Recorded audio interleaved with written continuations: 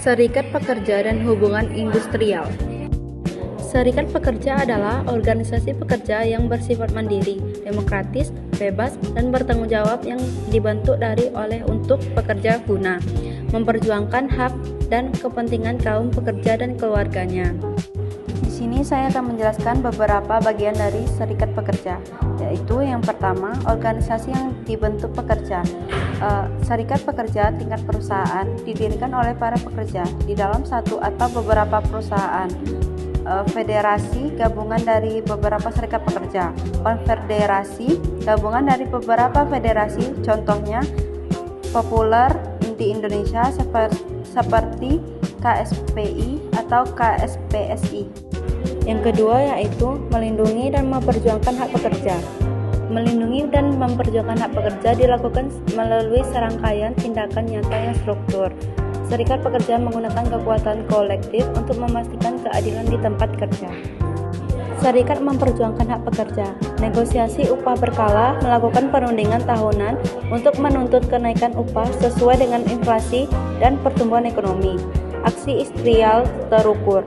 Menggunakan hak mogok kerja atau demonstrasi damai sesuai hukum jika jalur dialog menemui jalan buntu. Lobi kebijakan publik. Mengirim perwakilan ke Dewan Pengupahan atau lembaga pemerintah untuk memengaruhi pembuatan undang-undang ketenagakerjaan yang pro pekerja. Yang ketiga adalah meningkatkan kesejahteraan anggota dilakukan melalui dua jalur utama, yaitu negosiasi aspek finansial dengan perusahaan dan penyediaan program internal mandiri oleh serikat pekerja. Kenaikan upah berkala, menuntut penyesuaian gaji tahunan di atas inflasi dan menetapkan struktur skala upah yang adil berdasarkan masa kerja. Yang keempat adalah wadah aspirasi dan komunikasi pekerja. Serikat pekerja berfungsi sebagai jembatan resmi yang menyalurkan suara pekerja agar didengar oleh manajemen perusahaan secara setara dan aman. Kotak saran khusus menyediakan saluran pengaduan aman untuk menampung keluhan fasilitas kerja, intimidasi, atau beban kerja berlebihan. Bagian kedua, daya tawar serikat adalah tingkat kemampuan, kekuatan, atau pengaruh yang dimiliki oleh serikat pekerja untuk mendesak manajemen perusahaan agar mengabulkan tuntutan mereka dalam proses perundingan. Semakin tinggi daya tawar yang dimiliki serikat, semakin besar peluang hak-hak pekerja seperti kenaikan upah atau fasilitas kesehatan dipenuhi oleh perusahaan. Daya tawar serikat ada beberapa bagian, yaitu jumlah anggota. Pembentukan awal berdasarkan Undang-Undang Nomor 21 Tahun 2000, serikat pekerja di tingkat perusahaan sudah sah dibentuk oleh sekurang-kurangnya 10 orang pekerja. Syarat perundingan PKB, meski 10 orang bisa membentuk serikat untuk dapat mewakili seluruh karyawan dalam menegosiasikan perjanjian kerja bersama PKB. Serikat tersebut harus memiliki anggota lebih dari 50% dari total seluruh pekerja di perusahaan tersebut. Yang kedua adalah solidaritas yang kuat. Adalah motor penggerak utama yang mengubah jumlah anggota menjadi daya tawar atau bargaining power yang nyata. Tanpa solidaritas, jumlah anggota yang besar hanya akan menjadi angka di atas kertas yang mudah dipecah belah oleh manajemen perusahaan atau EPI. Solidaritas dalam hubungan industrial berarti kesetiaan, kesatuan, aksi, dan kesediaan anggota untuk saling menanggung risiko demi kepentingan bersama. Yang ketiga adalah kepemimpinan yang baik.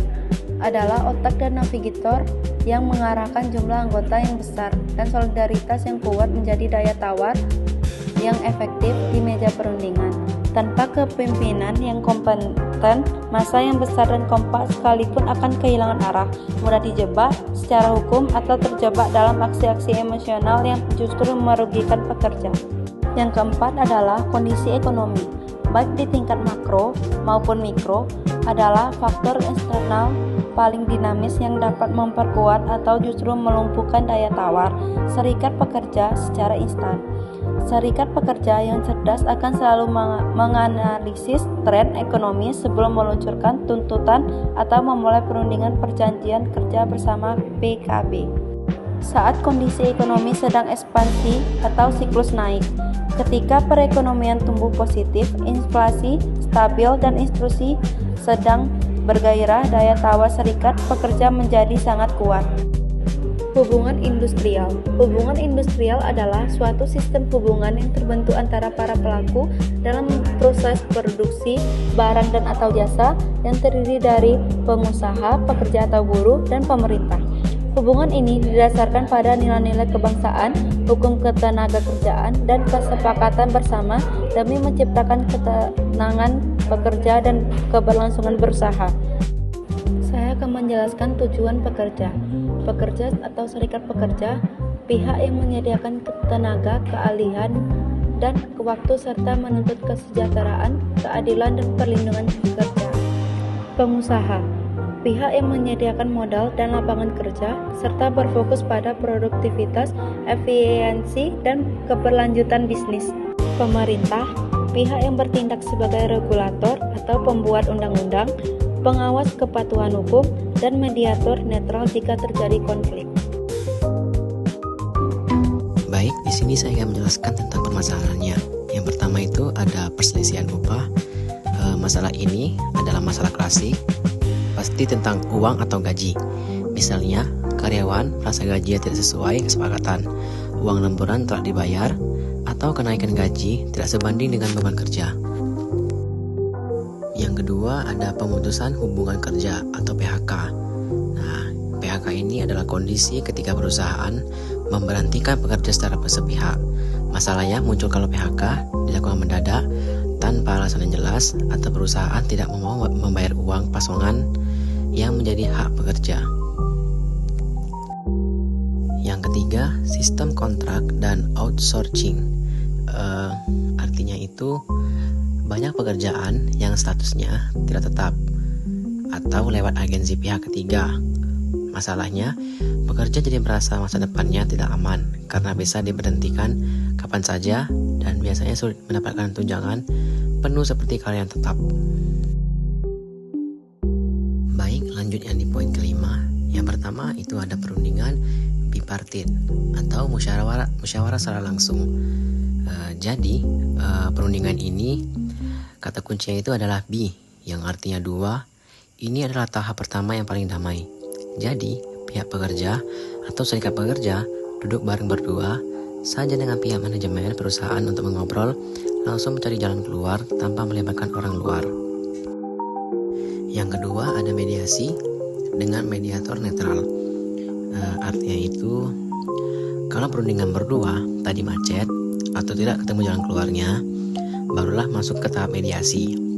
Di sini mereka memanggil pihak ketiga yang netral, biasanya dari dinas tenaga kerja yang disebut mediator.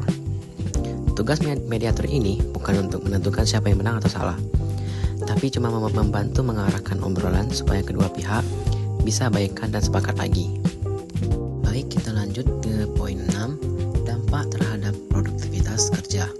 Itu ada dua, dampak positif dan dampak negatif. Kita akan membahas dampak positifnya dulu. Yang pertama, ada motivasi dan kepuasan kerja meningkat. Maksudnya itu karyawan merasa dihargai dan haknya dipenuhi. Jadi mereka happy dan makin semangat bekerja. Yang kedua, ada produktivitas dan kualitas kerja meningkat. Maksudnya di sini pekerjaan yang dikerjakan itu pakai semangat. Jadi hasilnya lebih cepat dan bagus dan berkualitas tinggi. Yang ketiga, lingkungan kerja kondusif. Maksudnya di sini tuh ya tempat kita bekerja itu suasananya baik, adem, nyaman, dan bebas dari ketegangan atau stres. Kita lanjut ke dampak negatifnya. Yang pertama itu ada konflik dan perselisihannya. Maksudnya di sini suasana kerjanya atau di kantor menjadi panas karena isinya cuma ribut, salah paham, dan berantem terus antara karyawan dan bos. Yang kedua ada mogok kerja atau demonstrasi. Maksudnya di sini juga kita sebagai karyawan itu kesal atau sebagai kita karyawan itu tidak didengar. Jadi kita mengajak karyawan lain untuk mogok bareng-bareng atau turun ke jalan buat demo. Yang ketiga ketiga ada penurunan produksi. Maksudnya di sini karyawan tidak mau bekerja, mesin pabrik atau operasional kantor menjadi rusak. Alhasil barang yang diproduksi berkurang drastis atau malah nggak ada hasil sama sekali. Jadi kesimpulannya adalah serikat pekerja berperan penting dalam menciptakan hubungan industrial yang harmonis